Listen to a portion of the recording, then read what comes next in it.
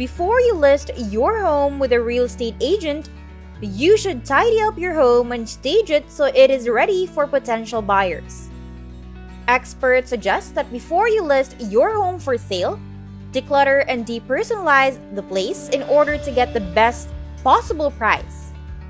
Expert tips can also help when preparing your house to be shown on social media. Luckily for you, core member, we have prepared top 8 home staging mistakes to avoid. The key to enjoying your home and having buyers compete for it is to prevent the typical pitfalls associated with selling your property. If you are not planning on selling anytime soon, follow these strategies and enjoy your home even more. Many real estate agents recommend staging a home before it goes on the market in order to highlight its most significant features and attract the widest variety of potential buyers.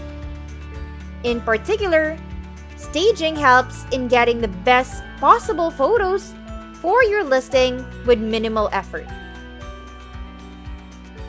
Perceptions of how a home might affect how quickly it sells. In one case, buyers walked away after seeing mold lingering on the floor tiles. Other egregious mistakes can disqualify the home's listing altogether. Experts say those are some of the most common staging mistakes they have seen that turn potential buyers off.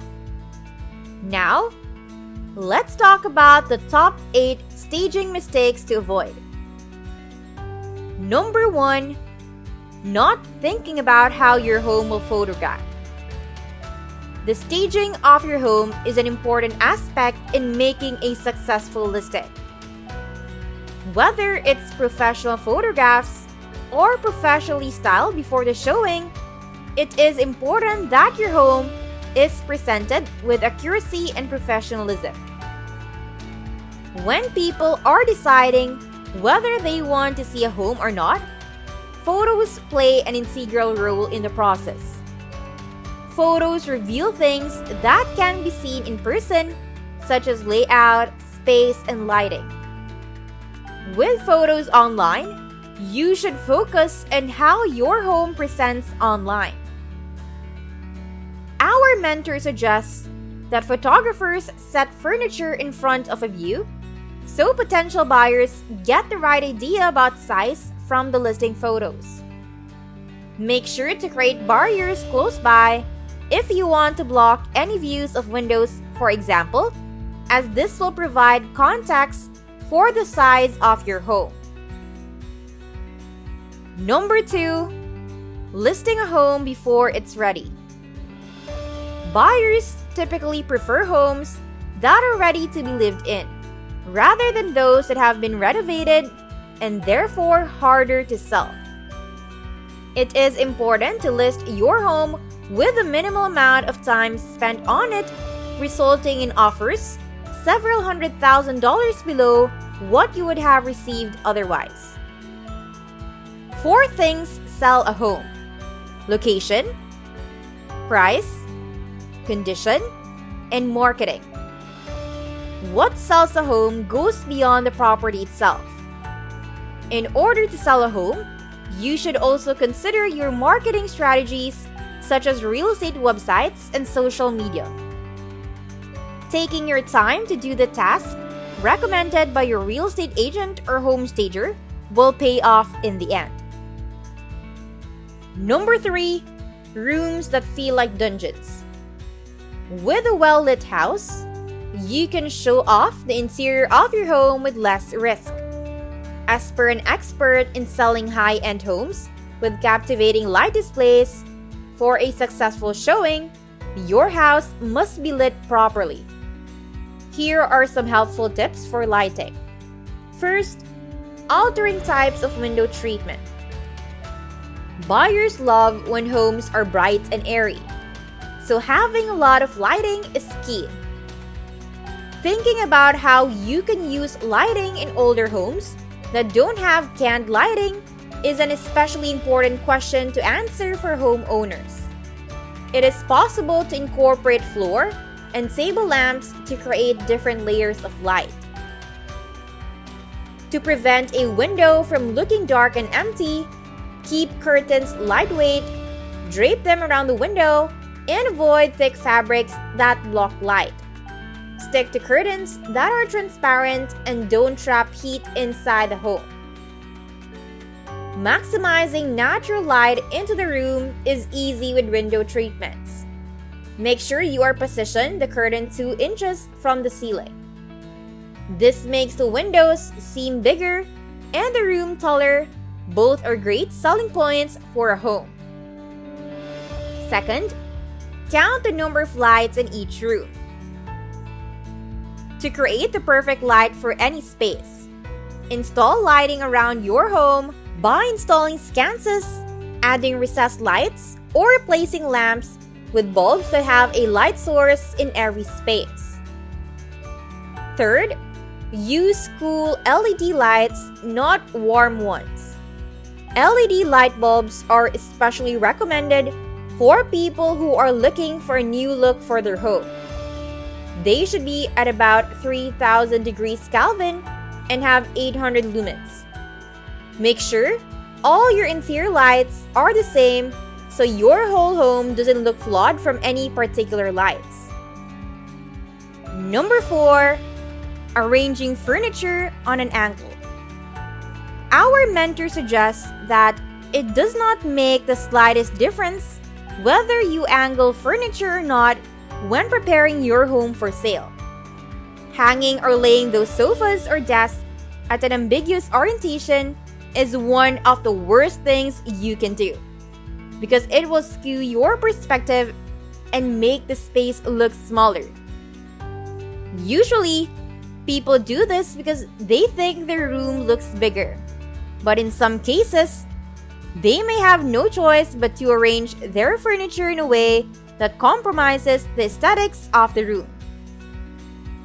Occasionally, people move furniture to make the living room bigger by arranging it against a wall. But this tactic doesn't really work and can actually make things look smaller. In order to maximize living spaces, we recommend that you place workspaces in the center of rooms and push your furniture to the walls so that you create ample space for movement. When you sell a home, make sure you create a conversation area. It is important for the space you're selling to be understood. Too much furniture or confusing placement of your furniture can turn away prospective buyers. When you see furniture in the room on Pinterest, wall-sitting couches and chairs are almost always placed near windows or walkways. This encourages big windows and natural light and creates noticeable pathways. Furniture makes a good first impression when it's close to the wall, so you want to avoid making furniture impractical. You also don't want large pieces of furniture becoming a barrier for people walking by your living room or other areas in your home. These steps will help you explore different furniture arrangements. First, in order to create the right living space, start with having a rug in the center of your room. The next step is to experiment with furniture arrangements, creating chatting zones around this central area. Second, be aware that your agent will take a photo of your inventory in a way that doesn't leave very much to be seen. If you want to present your product well during the photo shoot, consider making sure that the furniture will not obstruct the view of your product. And lastly, think about how people move through the space during a potential showing or open house. Create an area free of large furniture, chairs, and clutter so that the flow is not broken. Number 5, hanging out of scale art. When there's a good balance between the right proportion of the proportions of a room, art can help create an enticing contrast that makes an amazing statement. When the scale is off, even the best pieces can throw a room off and hurt a buyer's impression of the space. While too much art can appear overwhelming, crafting a small space is good because it is needed to ground some of the decor. A 50 by 40 inch rectangular canvas on a living room wall will anchor the sofa that sits on top of it, says Bertrand. At 4 to 6 inches from the top of the couch, hang artwork in 3 out of 4 directions so it certainly doesn't create an overwhelming feeling. For art, the ideal height is 60 inches from the point of the picture to the bottom of it. If there are furniture pieces in front of an art piece, this measurement may increase a few inches because of their height above ground, but for most cases, a distance of 60 inches is perfect. Number 6. Neutral overload. If you want your house to feel light and airy, with a sense of neutrality and simplicity, you can do so without sacrificing personality or life. Contrary to popular belief, it's possible to embrace color in your home while still maintaining balance. Our mentor says, when you have a large living area with a good amount of natural light, you will be able to think creatively. Our mentor recalls a dark navy wall she recently painted for a client. The result was stunning. That said, this trick is not recommended for small rooms with low ceilings or bungalow-style homes. That's when it becomes a risky trick and can make the room feel small and dark, giving off a closed-in feeling. A general rule of thumb is to leave the furniture neutral, bring in color with the rugs, pillows, and throw blankets, and yes, maybe an accent wall. Items that won't do anything to attract buyers but take up valuable space like wallpaper borders, Korean countertops, sponge-painted walls, and dated light fixtures should be removed.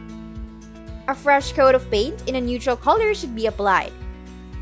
The dated window treatments need to be replaced with solid white or gray drapery panels, and the light fixtures need to be updated. Updating countertops with quartz is optional, but if you have Korean counters installed, replacing them with quartz makes more sense because it will break down over time to show its natural colors. If it is necessary to keep the furniture from being too dated, cover it with a neutral slipcover. A neutral color palette in a home with no furniture or decor will make buyers hesitant to decide they are ready to commit to purchasing. Since today's buyers want a clean slate when it comes to decor, they would not like unfixed issues once they move into the space. In order to create a look that is both polished and lived in, you have to either clean it up or completely transform it into something new. Karate chop the throw pillows, toss a throw, and hang a brim hat on the entry hooks to give the desired organic feel of your design. When selling your home, it should always be well prepared by removing a potential stumbling block in the form of extraneous objects. Think about what is appropriate to stage a home for sale and act as if it's already someone else's property. Number 7. Neglecting the outdoors. Imagine if you were to put on your best outfit and meticulously style your hair, only to let it all go in a few days because you did not care about the presentation. A neglected yard will be full of unhappy potential buyers who could see that neglectfulness as a sign of disengagement. With incomplete or inaccurate information, you cannot enjoy the peace of mind that you have paid for your home. Taking care of your home with a professional is worth it for many reasons. When you clean up your outdoor area and make it presentable, it shows that you are a person who takes care of his or her home. When buyers look through the exterior of your home, they observe these small details, and this will also have a positive impact on opening the door for an interested qualified buyer. Here are some ways to turn an outdoor area into a work of art. First, Create an outdoor table and chairs with a centerpiece that is cute. Second, use string lights to define your light atmosphere. Third, adding top potted plants with cedar bark makes outdoors aesthetically appealing. Exterior scenic design is critical for a home to look attractive, but if sellers can attract customers outside, it doesn't matter if the interior is stunning. Adding exterior worldly touches like well-manicured lawns and beautiful landscaping as part of your staging process will help sell your home. Number 8. Assuming cleaning is the same as staging. Although staging a home can get expensive, it can help make the property much more appealing to potential buyers. When staging a home, it should be nicely smelling and clean. Many sellers think that cleaning and doing a little bit of organizing is the same as staging in order to show their home's best side. They are wrong. Staging is about displaying a home for potential buyers so it can appeal to them. You will focus on highlighting specific features of your home, eliminating any flaws from view, and creating emotional points throughout the whole house in order to give potential buyers a glimpse into what life will be like if they buy the house. A room with filthy carpet and dusty shelves will avoid any attention. The key is to make sure your design is thought through in detail. This deep cleaning checklist will have your houses looking as clean and fresh as if you hired a full-time housekeeper. Freshen up the windows, vacuum up your carpets, and get out your hardwood floor polisher.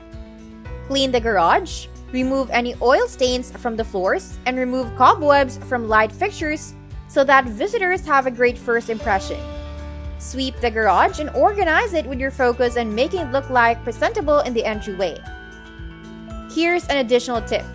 When staging a home, remember to keep personal belongings minimal.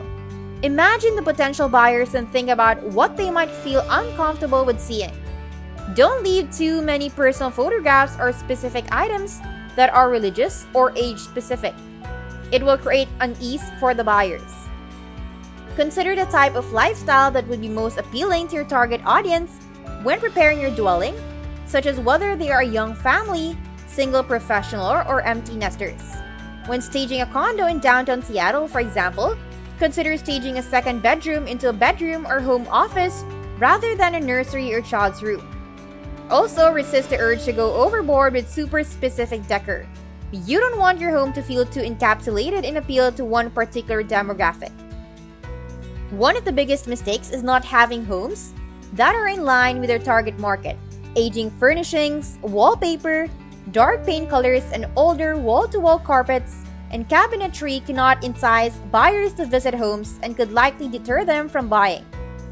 Staging is actually one of the best short-term decisions a seller can make.